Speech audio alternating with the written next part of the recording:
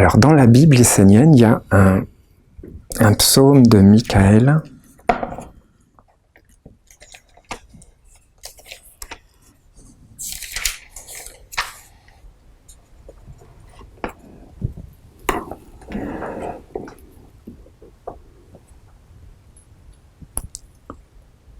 C'est la dernière célébration où Michaël a donné des psaumes. Donc c'était en 2015, septembre 2015, octobre 2015 peut-être.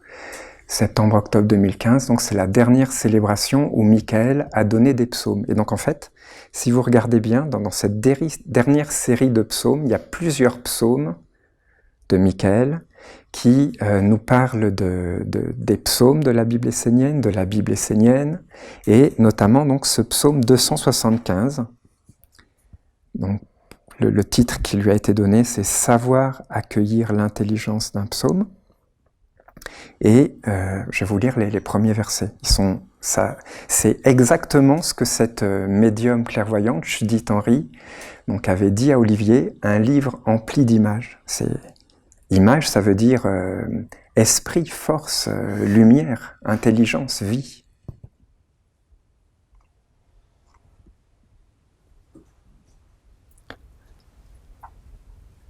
Si un archange donne un psaume, ce ne sont pas que des paroles. C'est un être de lumière immortelle qui accepte de descendre des sphères supérieures pour venir vivre avec les hommes afin de les éduquer et de les conduire. Voilà, tout est vivant. On en revient à ce que nous disait notre maître, la vision animiste, qu'il faut vraiment qu'on ait cette vision animiste, que tout est vivant. Les psaumes sont vivants. C'est pas juste des textes dans un livre, c'est des esprits lumineux, divins, célestes, qui sont descendus du royaume de la lumière pour éclairer les humains, les Esséniens, les enfants de la lumière, pour leur montrer le chemin, pour les éveiller, les guider quelque part sur le chemin, qui n'est pas forcément facile sur la Terre, on est d'accord. Et donc voilà, tout est vivant, les psaumes sont vivants. Dans les psaumes, il ne faut pas s'arrêter au texte, voilà, derrière, il y a un esprit lumineux, divin, céleste, sacré, et c'est lui quelque part qui, voilà, l'archange le dit d'ailleurs, qui est le gardien du psaume.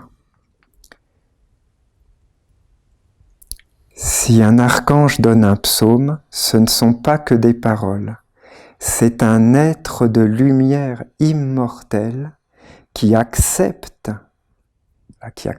donc c'est un sacrifice, qui accepte de descendre des sphères supérieures pour venir vivre avec les hommes afin de les éduquer et de les conduire. Cet être quitte le royaume de la lumière immortelle pour s'approcher des hommes parce qu'ils ne vivent pas, parce que les hommes ne vivent pas, dans la lumière. Cet être est un missionné de Dieu et il va rester avec les hommes jusqu'à ce que la volonté de Dieu soit accomplie. Cette volonté est contenue dans le psaume et cet être est le gardien et l'esprit du psaume. Lorsque les hommes auront réalisé la volonté de Dieu, contenue dans le psaume, alors cet être sera libéré, et cela libérera les hommes et les mondes. Bien sûr, si les hommes sont inconscients, ignorants, grossiers, et n'accueillent pas celui qui vient au nom de Dieu, alors l'esprit est triste, perdu, car il se dit « Je vais devoir rester très longtemps sur la terre ». C'est vraiment un sacrifice. Les psaumes, voilà, il faut vraiment qu'on ait cette vision animiste, que tout est vivant, qu'ils sont vivants, et que, quelque part, c'est... je vais faire un petit schéma pour éclairer.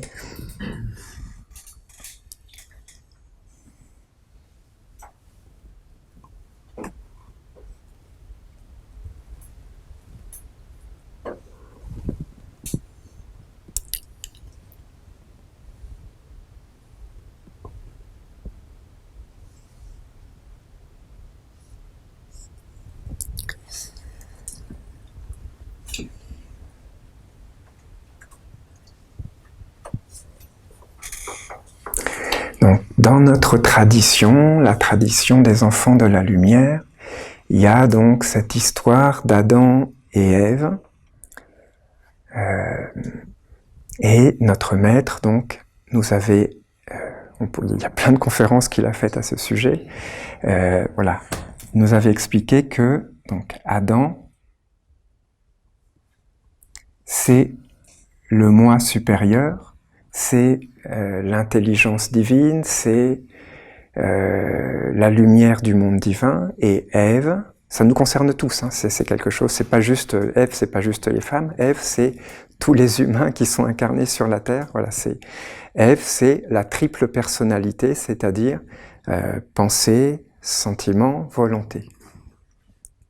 Donc Ève.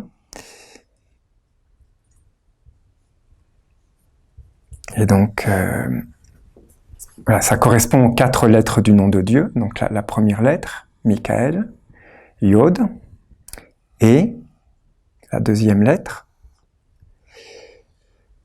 la troisième lettre, Gabriel, Vo, et la quatrième lettre, Uriel, et également. Yod et Vo et. Adam, Ève, donc le moi céleste, le moi supérieur, le moi divin, la pensée, le sentiment, la volonté. Bon là, c'est plutôt ici, c'est la volonté. Le cœur, la pensée. Les 3 centres, la triple personnalité. Et donc à la chute, Adam et Ève ont été comme séparés. Voilà. Et le chemin de la remontée, le chemin des fils d'Enoch, c'est justement de réunir, de réconcilier Adam et Ève, c'est-à-dire d'incarner la lumière des mondes supérieurs dans la pensée, dans le cœur, dans la volonté. Et quand la pensée, le cœur et la volonté sont quelque part des calices purs ou des représentants fidèles de la lumière des mondes supérieurs, c'est le mariage mystique, c'est les noces de l'agneau, c'est la réconciliation, c'est l'union d'Adam et Ève, c'est la remontée des fils d'Enoch, c'est le chemin des fils d'Enoch qui justement donc unissent l'esprit et la matière, équilibrent les 2 courants des fils d'Abel et des fils de Caïn, et ouvre le chemin de la remontée vers le Père. Et quand on regarde bien, ben voilà, c'est la mission de ces esprits lumineux qui sont envoyés du monde de la lumière vers les humains, qui sont quelque part confiés entre nos mains, qui sont remis entre les mains des Esséniens et des enfants de la lumière sur la terre. Voilà, mais après, c'est leur mission. Eux, ces esprits, ils veulent que les humains, les Esséniens, s'éduquent, comprennent l'intelligence des psaumes dans leurs pensées, goûtent, ressentent la magie des psaumes, la vie des psaumes, l'âme des psaumes dans leur cœur, et réalisent la volonté contenue dans le psaume jusque dans le concret, c'est-à-dire qui rétablissent tout en eux, qui guérissent tout en eux, qui fassent apparaître un nouveau monde, voilà, un monde dans la volonté du Père. Voilà, c'est ça, la mission des psaumes, de la Bible essénienne, c'est de rétablir l'union d'Ève avec Adam. Donc c'est le chemin des fils d'Enoch, c'est la remontée vers le Père de tous les Pères, c'est le chemin de la réunification avec l'âme, avec l'Esprit divin, c'est d'incarner la lumière de l'esprit dans le corps physique, à travers les pensées, les sentiments, les désirs, les actes, les œuvres, les réalisations, la vie quotidienne. Voilà, c'est le chemin. Et c'est comme ça, voilà, c'est ce que nous dit notre Père, c'est comme ça que les esprits divins, donc qui acceptent de descendre, de se lier quelque part, hein, ils sont dépendants de nous, hein, voilà. Si on n'en fait rien, si on les laisse, si on ne voilà, la Bible essénienne, c'est comme un pain. Si ce pain, on le laisse là sur la table et qui se dessèche, qu'on n'en fait rien, ben voilà, ces esprits ils vont être enfermés. C'est ce que nous dit notre Père Michael. Si les hommes sont inconscients, ignorants, grossiers et n'accueillent pas celui qui vient au nom de Dieu, alors l'esprit est triste, perdu, car il se dit « je vais devoir rester très longtemps sur la terre ».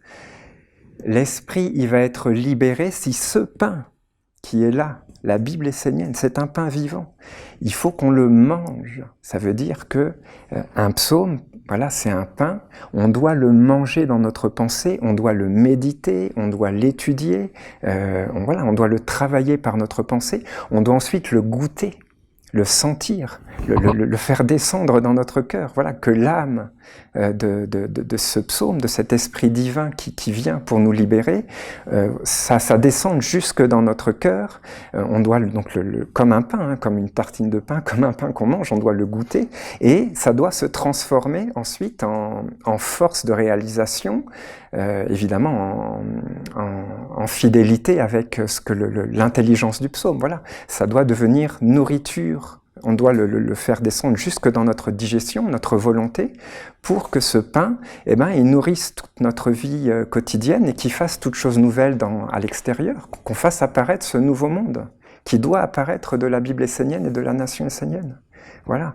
C'est ce que notre Père Michael dit là, il n'y a pas d'autre chemin. Il faut que la Bible, on la mange, on se l'incorpore, on la goûte, on la ressente, on la fasse descendre dans notre cœur, dans notre âme, dans notre volonté, dans notre digestion, dans nos œuvres. Que nos œuvres soient inspirées par la Bible, que nos réalisations soient pour réaliser ce que le monde divin nous demande à travers la Bible, qui libère tous les êtres. C'est un trésor pour tous les êtres.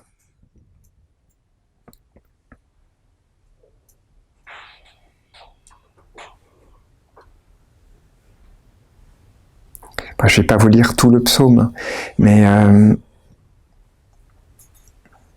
voilà, un peu plus loin, donc notre Père Michael dit « Pensez à l'esprit de lumière qui vit à l'intérieur d'un psaume et qui cherche à vous illuminer. » On ne fera pas ce travail de manger ce pain dans notre pensée, par l'étude, par la dévotion, de le faire descendre dans le cœur, de le faire descendre dans notre volonté, notre digestion, que ça apparaisse, que ça renouvelle notre vie, que ça ressuscite notre vie, que ça redresse notre vie, que ça nous corrige, que ça nous guérisse.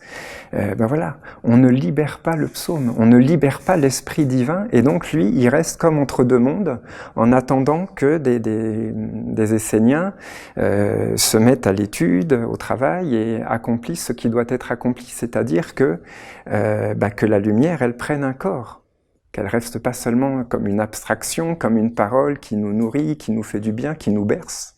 Ce serait un piège, non. Il faut que ça renouvelle nos vies concrètement, que ça les redresse, les repente. On doit vivre, on doit faire apparaître. C'est ça, en fait, ce qu'Olivier nous avait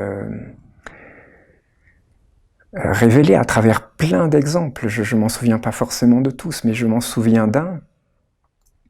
C'est que, par exemple, une des missions du courant Rose-Croix, donc c'était le courant Rose-Croix, je connais pas bien la date, mais c'est Christian Rose-Croix, il s'est incarné, c'était une incarnation du Maître Saint-Jean, il s'est incarné donc à l'époque du Moyen-Âge, en plein obscurantisme religieux, les catholiques complètement fanatiques qui torturent au nom de Dieu, qui commettent des offenses abominables, qui persécutent, qui brûlent des êtres, qui les torturent au nom de Dieu. Voilà, il est venu, il s'est incarné dans ce contexte-là, le Maître Saint-Jean, quand il a été Christian Rose-Croix. Et une des missions du courant Rose-Croix, c'était d'amener le côté scientifique. Parce que voilà, le côté religieux, il était devenu complètement fou, fanatique, fou allié, complètement débile. Il n'y avait plus rien à en tirer. Et donc voilà, il fallait amener le côté scientifique. Et c'est les Rose-Croix qui ont amené ce courant scientifique. Et ça a pris, regardez le recul, ça a mis plusieurs siècles. Hein. Maintenant, là, on est vraiment dedans. Le côté religieux, voilà, leur mensonge et leur folie est apparu aux yeux de toujours plus grand nombre. Et voilà, à notre époque, c'est le côté scientifique qui a repris la main quelque part. Mais ça, c'est venu d'une école initiatique, c'est pas venu de rien. C'est parce que Christian Rosecroix s'est incarné et qu'il avait cette sagesse, cette intelligence voilà, il fallait équilibrer ce côté religieux qui était devenu fou. Il fallait amener un côté scientifique, raisonnable, de l'étude des faits, d'observer voilà, pas comme ces papes complètement stupides qui disent, ben non, la Terre est plate, alors que Galilée, voilà, il avait vu que la Terre était ronde et qu'elle tournait autour du Soleil, que c'était pas le Soleil qui tournait autour de la Terre. Voilà, il fallait que ça passe par une école initiatique. L'impulsion est venue par Christian Rosecroix. Et c'est pareil pour la Bible essénienne, pour la nation essénienne.